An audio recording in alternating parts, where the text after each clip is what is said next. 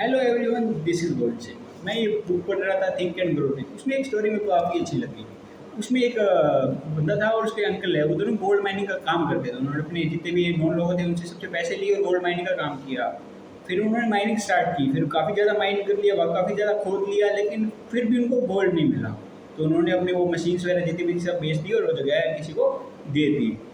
बाद में तो थोड़े टाइम बाद उनको ये पता चला कि जहाँ उन्होंने खुदाई छोड़ी थी ना, उसके सिर्फ 3 फीट नीचे मिलियंस ऑफ डॉलर्स का सोना था। वो जिनको पता लगे वो काफ़ी कर्जे में थे। फिर जो बंदा था उसने क्या किया कि वो एक इंश्योरेंस का एजेंट का काम करने लग गया। उसने अपने 3 फीट दूर गोल्ड छोड़ दिया था। उसने उसे वो सीखा कि वो लाइफ में उसको इंश्योरेंस के लिए कोई कितना ही मना करता ना, अगर मना कर रहा है ना, मतलब वो जवाब दे रहा है, तो वो उसको इंश्योरेंस बेचते रहता था। और धीरे धीरे धीरे मेहनत करके उसने एक साल में $1 मिलियन का इंश्योरेंस बेचा। तो इससे लर्निंग ये मिलती है कि आप अगर चाह मतलब आपको रुकना नहीं है, आपको क्विट नहीं करना। उसने उस लाखों करोड़ों का नुकसान हुआ, उससे उसने यही चीज़ सीखी कि लाइफ में कोई चीज़ स्टार्ट कर दी तो उसको खत्म, बीच में रुकना नहीं है, उसमें एफर्ट्स डालते रहने हैं, एफर्ट्स डालते रहने हैं। अगर आप कंटिन्यूसली एफर्ट्स डालते रहोगे तो आप लाइफ में सक्सेसफुल हो जाओगे। एक फेमस लाइन है कि 90% लोग इसलिए फेल नहीं होते कि वो बहुत बड़ा सोचते हैं और वो फिर उसे अचीव नहीं कर पाते। 90% लोग इसलिए फेल होते हैं क्योंकि वो बहुत ज़्यादा छोटा सोचते हैं और उसको अचीव कर लेते हैं। तो कोशिश ये कीजिए कि लाइफ में आप बड़ा सोचो, कुछ अचीव करना है, कुछ बड़े लेवल पे जाओ। जैसे एग्जांपल के लिए, अगर आपको सिरसा से चंडीगढ़ जाना है, अगर आप सिरसा से चंडीगढ़ का सोचोगे तभी, अगर मान लो आप सिरसा से जाने का इशारे सोचोगे तो आप बीच में फतेहाबाद ही रह जाओगे।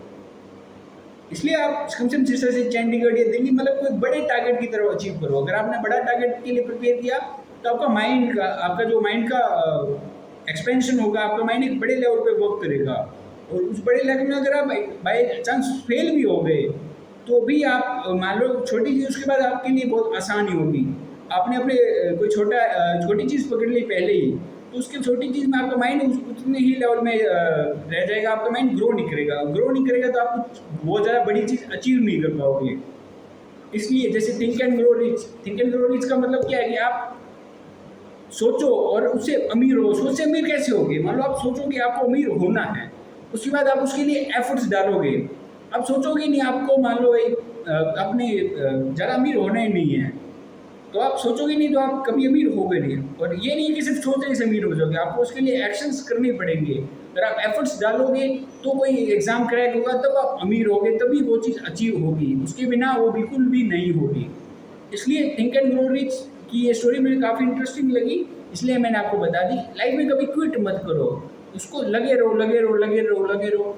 मैंने थोड़ी देर पहले एक ट्विटर पे एक ट्वीट देखा था, अभी यूपीएससी का रिजल्ट आया था आईएएस का, तो उसमें एक बंदे ने ट्वीट किया था कि मैंने यूपीएससी के लिए 10 साल लगाए, 6 अटैम्प्ट दिए, उसमें 3 अटैम्प्ट में मेरा प्री का एग्ज़ाम रह गया, 2 एग्जाम्स में मेरा मेंस रह गया, और लास्ट फाइनल 6 अटैम्प्ट हुआ, उसमें मेरा प्री हो गया, मेंस हो गया, और इंटरव्यू मेरा 13 नंबर से रह गया। लेकिन वो बोलता मैं आई विल स्टिल राइज, मैं लाइफ में अभी भी आगे बढ़ूंगा। उससे क्या लर्निंग मिलती है? उससे ये लर्निंग मिलती है कि उस बंदे ने यूपीएससी के 10 साल की प्रिपरेशन की, मतलब उस बंदे को नॉलेज, नेक्स्ट लेवल नॉलेज है उस बंदे को।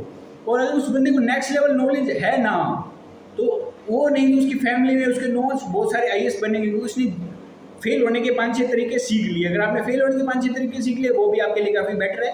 दूसरी बात, आपके पास इतनी नॉलेज है, उसको दुनिया भर की नॉलेज है, और इतनी नॉलेज के साथ वो चाहे जो चाहे लाइफ में कर सकता है। इसलिए वो बोल रहा है आई विल स्टिल राइज। तो यही कुछ लर्निंग्स थी।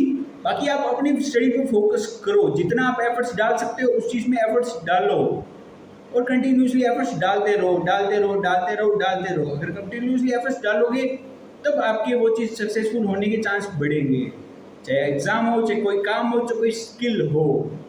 और रुको मत। पहले दिन मान लो जैसे आप गिटार सीखने पहले दिन जाओगे, तो पहले दिन गिटार बजाना नहीं सीखोगे, उसमें 2-3 घंटे दिन लगातार एफर्ट्स डालोगे, उसके बाद धीरे धीरे धीरे धीरे धीरे करते रहोगे, और उसके बाद 2-3 महीने हो जाएंगे तो आप अपने आसपास ग्रुप में उसमें सबसे अच्छा गिटार बजाने लगोगे। उसके बाद धीरे धीरे और आप उसको टाइम दोगे तो आप और बेटर हो जाएंगे। जैसे पहले दिन आप क्रिकेट खेलने जाओगे, आपका क्रिकेट में गेम इतना अच्छा नहीं होगा, लेकिन आप दूसरे दिन आप मान लो धीरे धीरे 5-6 महीने खेलोगे, आप अपने गली मोहल्ले में सबसे अच्छे प्लेयर बन जाओगे। उसके बाद धीरे धीरे आप और टाइम दोगे, आप मतलब आप जब मान लो ऐसे बोले थे, मगर आपने कोई चीज़ को 1000 घंटे दे दिए ना, तो आप अपने आसपास के जितने भी लोग हैं उन सबसे बेटर बन जाओगे उस चीज़ में। और सेकंड चीज़ ये है कि अगर आप मान लो किसी चीज़ को 10,000 घंटे दोगे तो one of the best in the world बनोगे। विराट कोहली, सचिन तेंदुलकर, धोनी वो उस लेवल पे इसलिए हैं क्योंकि उन्होंने अपनी लाइफ के हज़ारों घंटे दिए हैं। अगर आप भी वो सेम प्रोसेस फॉलो करोगे तो लाइफ में आप भी सक्सेसफुल हो जाओगे। वो प्रोसेस फॉलो करना बहुत ही ज़्यादा ज़रूरी है। तो ये कुछ लर्निंग्स थी from the book think and grow rich, और कुछ मेरी पर्सनल लर्निंग्स थी। आई होप ये आपको हेल्प करेगी। Thank you. Have a nice day.